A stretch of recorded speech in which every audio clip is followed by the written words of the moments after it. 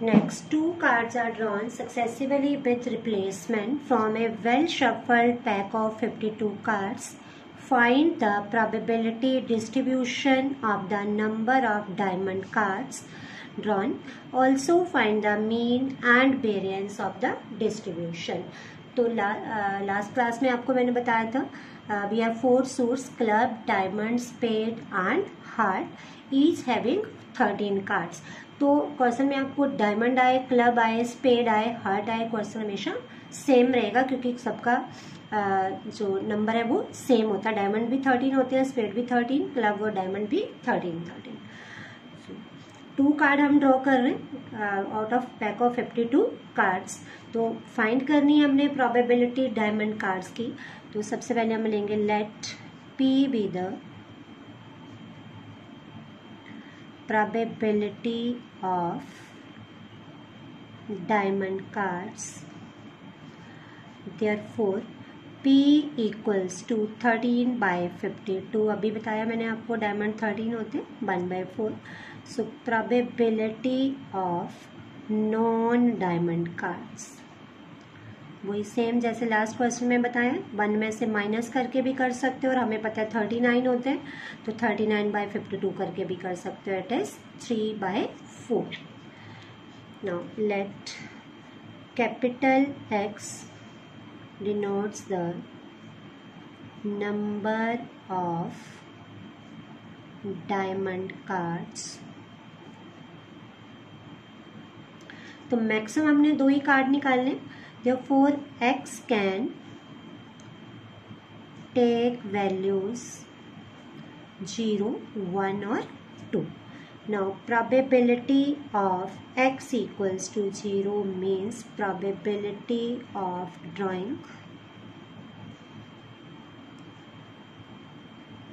non-diamond cards.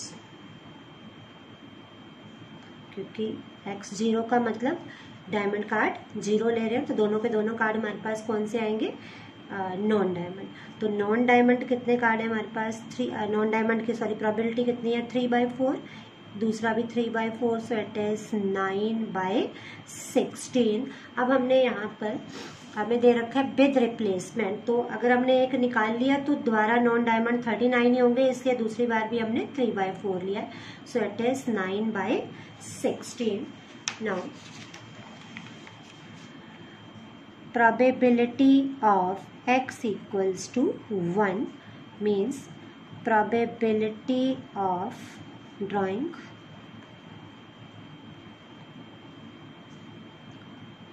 one diamond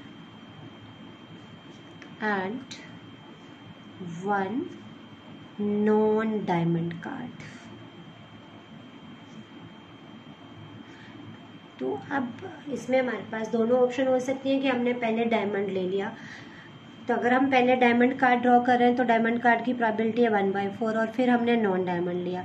और हम उल्टा भी कर सकते थे कि पहले हमने नॉन डायमंड ले लिया और फिर डायमंड ले लिया. तो ये दोनों केस ऐड होंगे. It is 6/16. Now probability of X equals to 2 means probability of drawing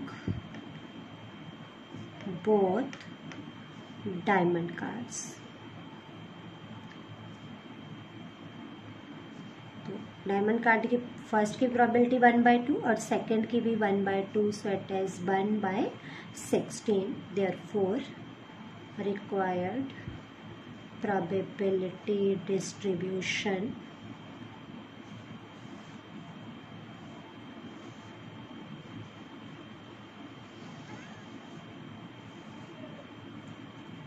X and probability of X 0, 1 and 2.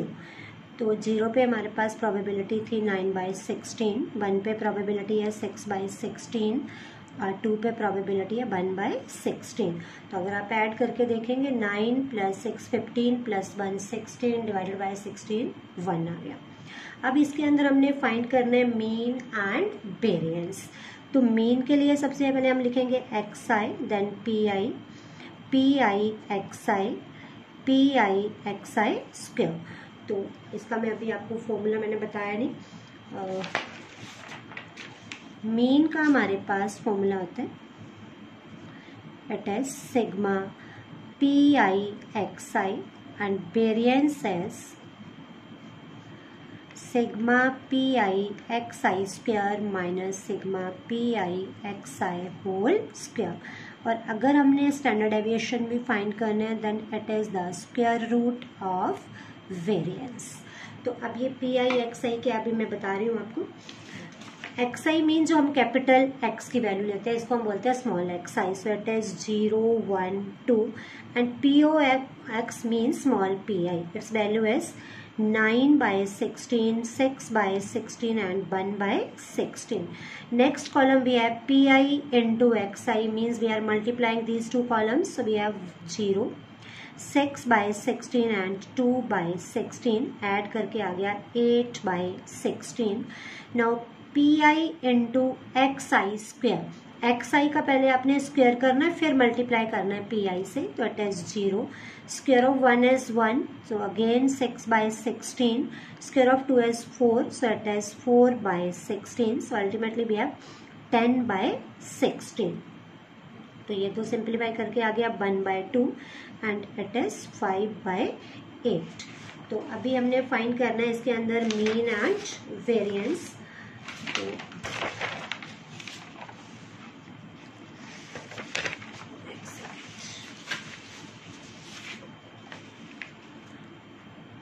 So mean equals to, mean को मैंने अभी बताया था एक्सपेक्टेशन भी बोलते हैं, E of X it is sigma P I X I.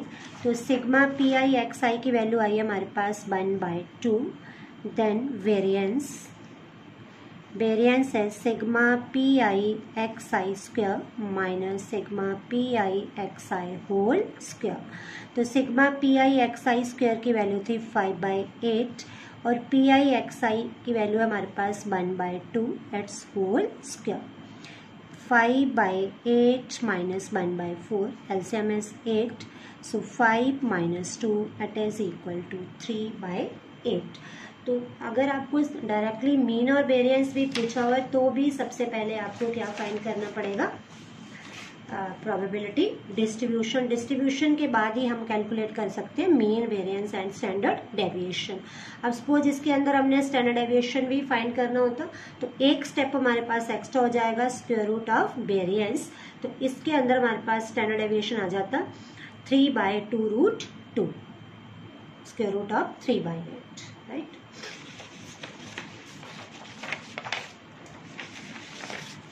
Now next, a bag contains 3 white and 6 red balls. 4 balls are drawn one by one with replacement from the bag. Find the probability distribution of the number of red balls drawn. Also find mean and variance of the standard deviation. तो almost same type है। तो हमने red ball draw करनी है, 2 ball ही draw कर रहे हैं out of 6 red balls। तो let P be the probability of red balls. Therefore, P equals to, we have 6 red balls out of 9, so it is 6 by 9 equals to 2 by 3 and probability of non-red, और आप इसको white भी बोल सकते हैं क्योंकि 2 colour है हमारे पास, white balls equals to 1 minus 2 by 3 equals to 1 by 3 और 3 by हमारे पास टोटल बॉल 9 थी, 3 by 9 equals to 1 by 3. Let capital X denotes the number of red balls. So X can take values 0, 1 and 2. Now probability of X equals to 0 means probability of getting no red ball. तो जब हमारे पास कोई भी red ball नहीं आ रही it means हम दोनों की दोनों कौन सी बॉल ड्रॉ कर रहे हैं, सॉरी 4 बॉल्स ले रहे थे हम, तो 0, 1, 2, 3 एंड 4। चारों की चारों हम वाइट वॉल ले रहे हैं, तो वाइट वॉल की प्रोबेबिलिटी है हमारे पास 1/3, सो इट इज 1/3 पावर 4। समझ आ गया। फर्स्ट वाइट वॉल के लिए भी प्रोबेबिलिटी 1/2 होगी, सेकंड के लिए भी, और थर्ड एंड फोर्थ के लिए भी। So it is 1/81। No probability of x equals to 1 means probability of getting 1 red and 3 white balls, क्योंकि टोटल तो हम 4 ले रहे हैं। अब ये स्टेप ध्यान से समझ लें। अब जरूरी नहीं है कि जब हम 4 बॉल्स को ड्रॉ करेंगे तो पहली बार में रेड आ सकती है, सेकंड टाइम भी आ सकती है, थर्ड टाइम भी आ सकती है और फोर्थ टाइम भी आ सकती है। तो इंटरचेंज करने के बजाय हम यहाँ कम्बिनेशन यूज करते हैं। टोटल 4 है, 4 में से हम 1 ले रहे हैं, तो it is 4C1 into red wall की प्रोबेबिलिटी है हमारे पास 2/3 और वाइट वॉल की प्रोबेबिलिटी है 1/3, क्योंकि 3 वाइट है तो 1/3 power 3। So it is 4 into 2/81, it is 8/81। Now probability of x equals to 2। अब तो ये समझ आ गया होगा। Probability of getting 2 red balls, तो अगर 2 रेड है तो वाइट भी 2 ही होंगी, और लिखने की जरूरत नहीं होती, यहाँ मैंने समझाने के लिए लिख दिया आपको। अब 4 है, 4 में से हम 2 ले रहे हैं रेड बॉल्स, और रेड बॉल की प्रोबेबिलिटी थी हमारे पास 2/3, so 2/3 whole square into 1/3 whole square, it is 4 factorial 2 factorial 2 factorial 4/9 into 1/9। So we have 4, 3, 2, 1 upon 2 into 2 into 81. So 4 and 4 cancel, it is 6/81. Denominator हम इसलिए सेम रखते हैं कि आगे कैलकुलेशन में आसानी रहे। Now probability of x equals to 3 means probability of getting 3 red balls। अब 4 में से हम 3 ले रहे हैं तो 4C3, और रेड बॉल की प्रोबेबिलिटी है 2/3 whole cube into 1/3। 4C3 is 4, 2 cube is 8/81, so it is 32/81. Now probability of x equals to 4 means probability of getting 4 red balls। अब 4 ही रेड थी, 4 में से चारों ले रहे हैं तो 4C4 into 2/3 power 4। Now 4C4 is 1 and 2/3 power 4 means 16/81। अब हमने इसका डिस्ट्रीब्यूशन लिखने, so required probability distribution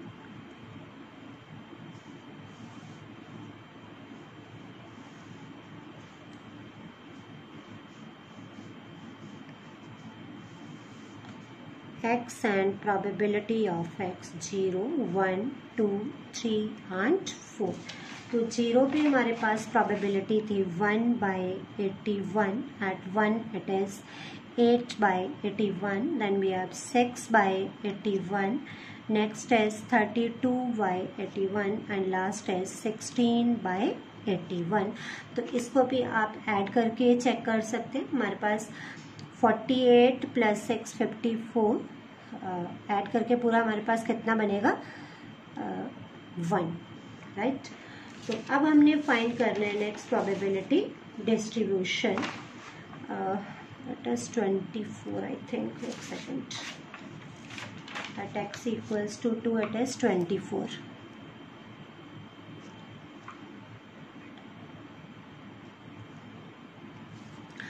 now xi, pi, pi xi and pi xi whole square, so we have